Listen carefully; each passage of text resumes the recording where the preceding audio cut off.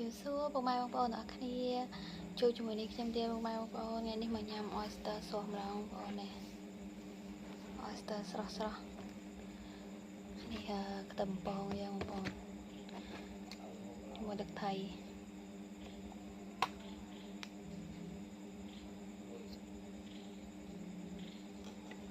hay plai cái thông thay bông bông thông đỏ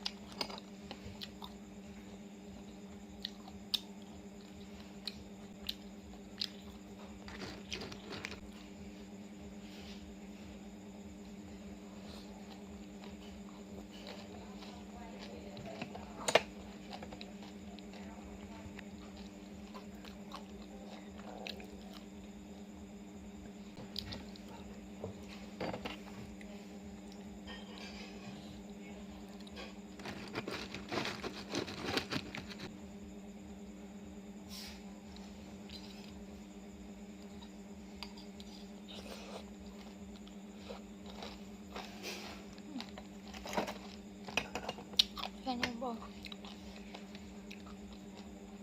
sạch ai mà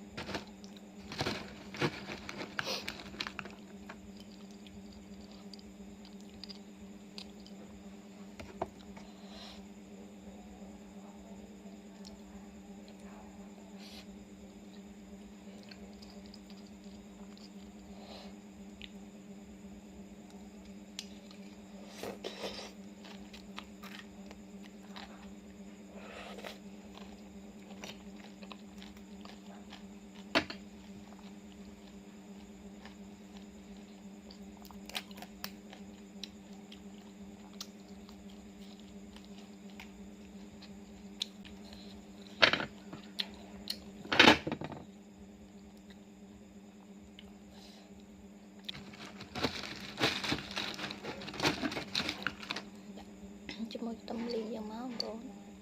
người ta được thấy